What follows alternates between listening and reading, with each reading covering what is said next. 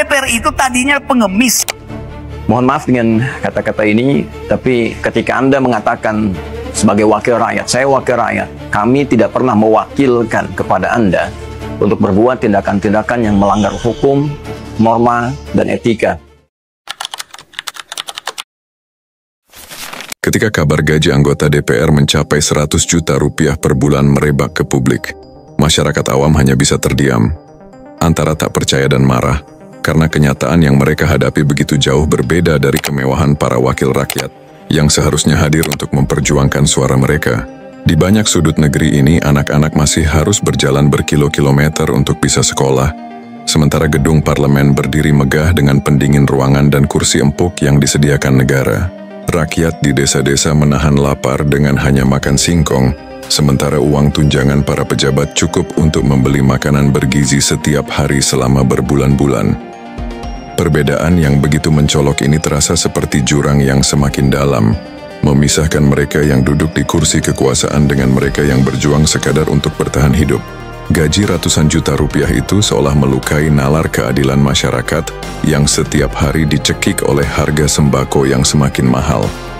Tidak sedikit pekerja buruh yang harus menerima upah minimum hanya 2 hingga 3 juta rupiah sebulan, yang artinya mereka perlu bekerja 3 tahun untuk menyamai 1 bulan gaji pejabat. Ironisnya, angka 100 juta itu hanyalah 1 bulan saja bagi seorang anggota DPR, sementara bagi rakyat kecil, itu mungkin adalah jumlah uang yang mereka tidak pernah lihat sepanjang hidupnya. Perbedaan angka inilah yang membuat rasa sakit di dada rakyat semakin sulit ditahan, karena keadilan yang dijanjikan negeri ini seolah hanya tertulis di atas kertas. Bagaimana bisa orang-orang yang mengaku mewakili rakyat hidup dalam kemewahan yang berlebihan, sementara rakyat yang mereka wakili mati perlahan karena kemiskinan? Dan setiap kali rakyat bersuara, jawaban yang datang hanyalah alasan, justifikasi, dan pembenaran birokrasi yang tak pernah menyentuh akar persoalan. Di balik angka gaji fantastis itu, kenyataan pahit muncul di depan mata. Rakyat harus menghadapi kenaikan pajak yang semakin mencekik, seolah-olah beban negara hanya ditanggung oleh mereka yang tidak memiliki pilihan.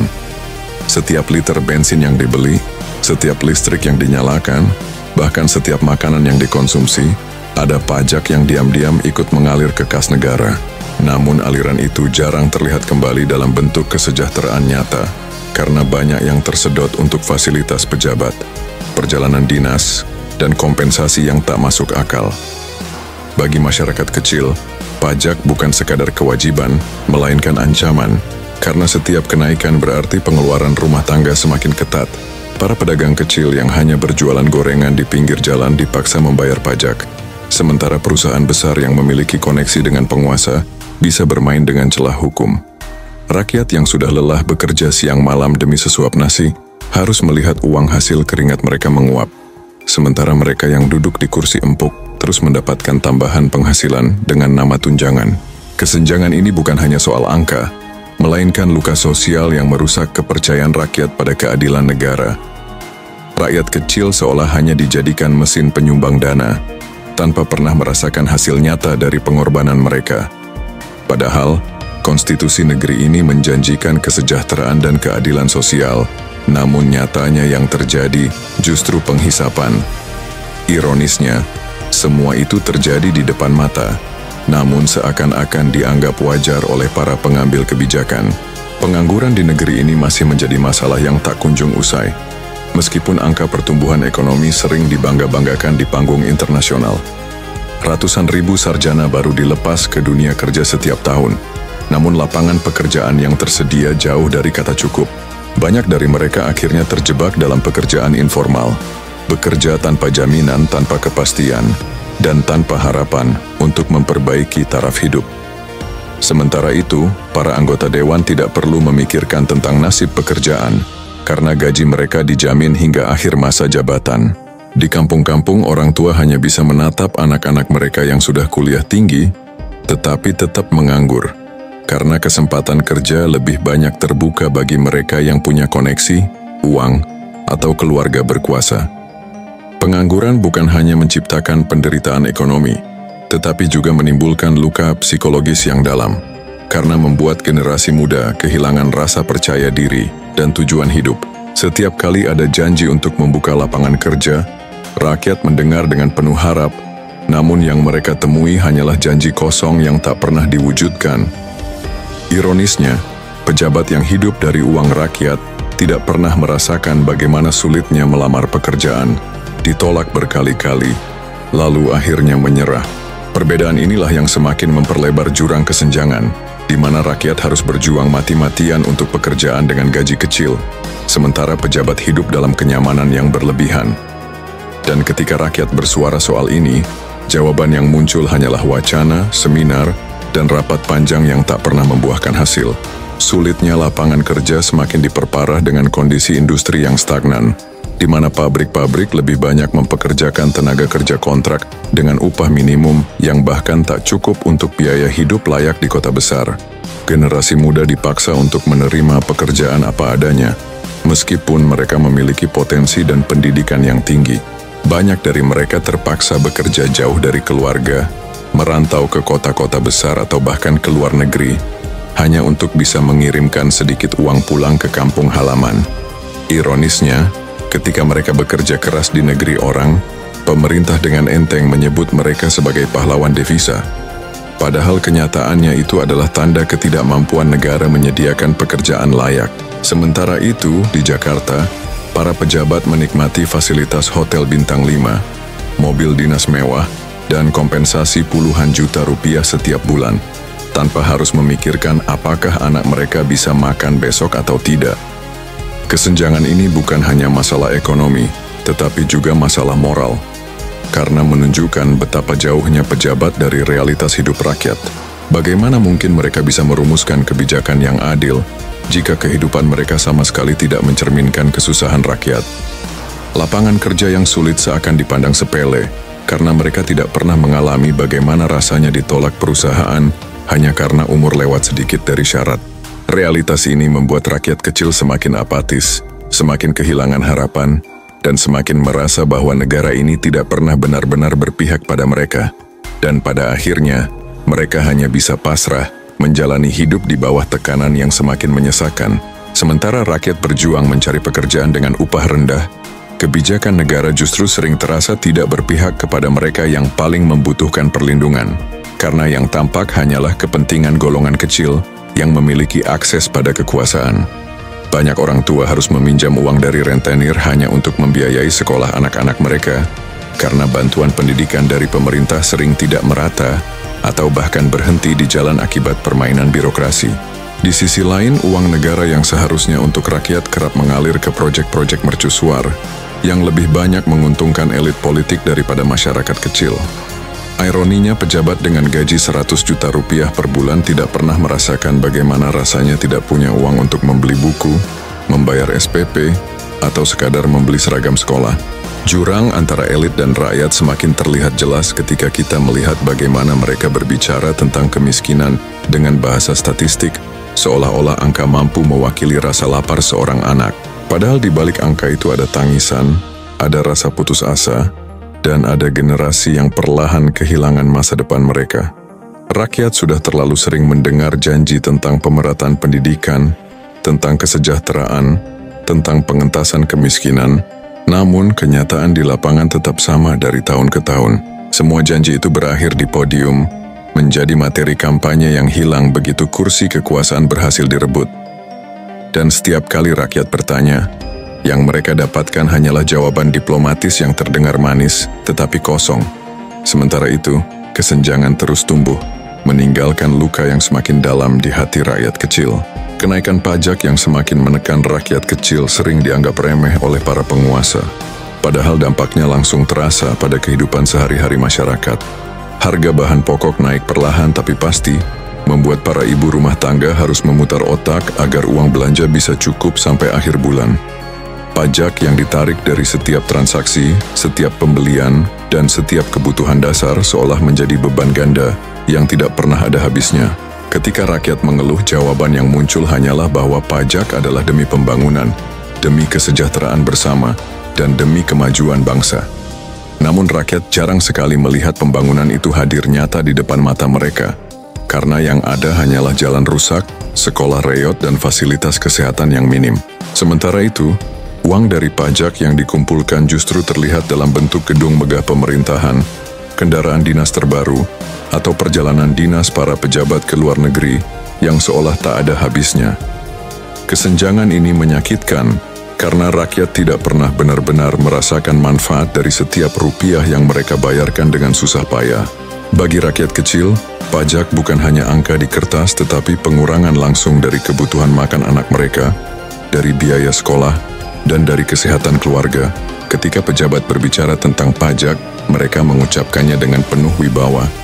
Tetapi mereka tidak pernah tahu bagaimana rasanya harus memilih antara membeli beras atau membayar tagihan. Pajak menjadi simbol ketidakadilan, karena yang mengeluarkan keringat justru yang paling berat menanggungnya, sementara yang menikmati hasilnya adalah mereka yang sudah kenyang. Kesenjangan sosial juga terlihat jelas dari cara negara mengelola data rakyatnya. Karena belakangan ini semakin banyak laporan bahwa data pribadi masyarakat Indonesia diberikan atau terbuka aksesnya kepada pihak asing, termasuk Amerika. Rakyat yang bahkan tidak pernah dimintai izin harus rela melihat data pribadi mereka menjadi komoditas politik dan ekonomi, seolah mereka hanyalah angka tanpa martabat.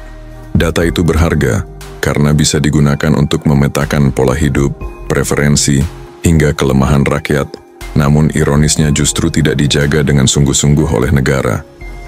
Bagi rakyat kecil, mungkin hal itu terdengar jauh, tetapi dampaknya sangat nyata, karena data yang bocor berarti kedaulatan mereka sebagai manusia juga dirampas.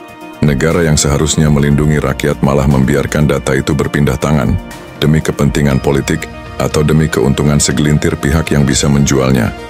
Sementara rakyat sibuk mencari uang untuk makan, data mereka diperjualbelikan layaknya barang dagangan di pasar global. Pejabat dengan gaji fantastis tidak pernah merasakan ancaman ini, karena mereka punya perlindungan khusus, sementara rakyat hanya bisa pasrah. Ketidakadilan ini menambah luka baru, karena rakyat bukan hanya miskin secara ekonomi, tetapi juga miskin perlindungan terhadap hak asasi mereka. Di hadapan dunia, rakyat Indonesia seolah telanjang, tanpa ada benteng yang melindungi, karena negara lebih memilih berkompromi daripada berjuang. Dan ketika isu ini mencuat, jawaban yang keluar hanyalah pernyataan normatif bahwa semuanya aman, meskipun fakta di lapangan menunjukkan sebaliknya.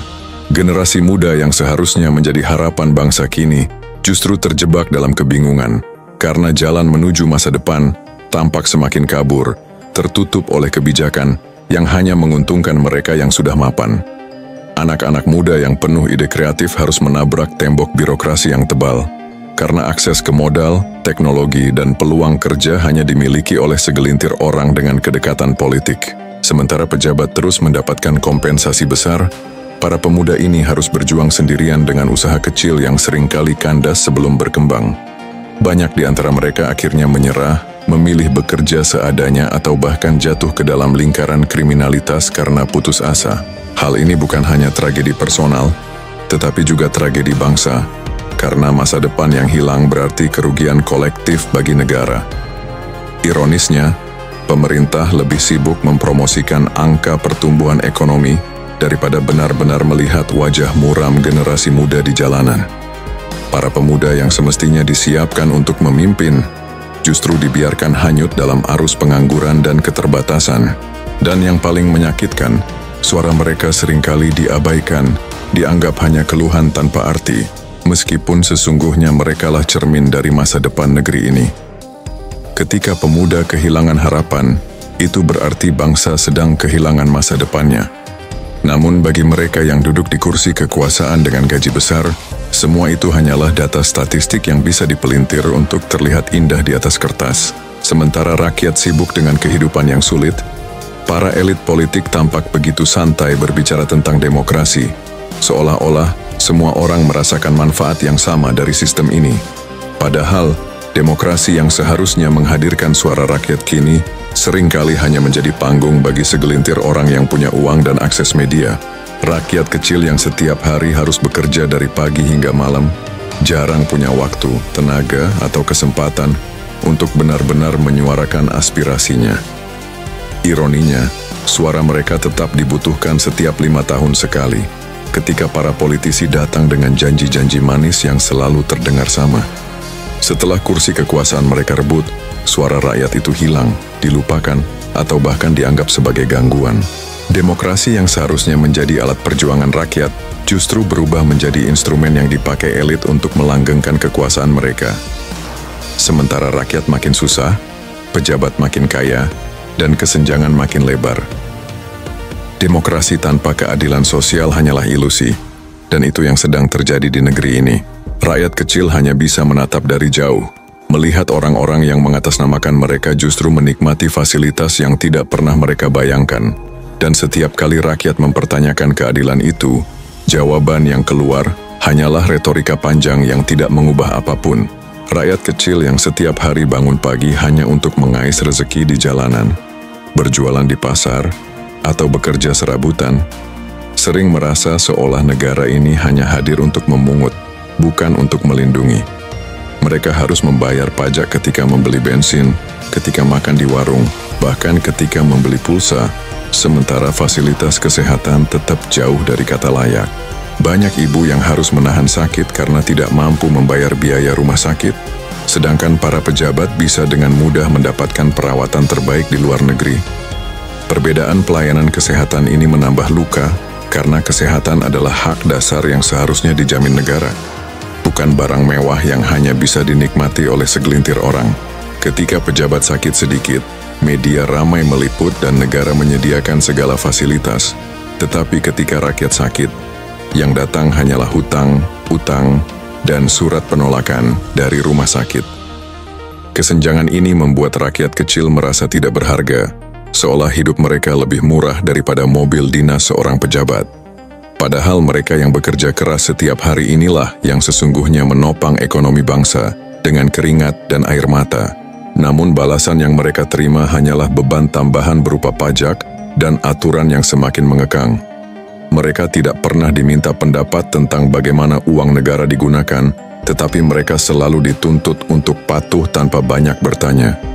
Dan begitulah rakyat terus menanggung, sementara elit terus menikmati dalam lingkaran ketidakadilan yang seolah tak pernah berakhir.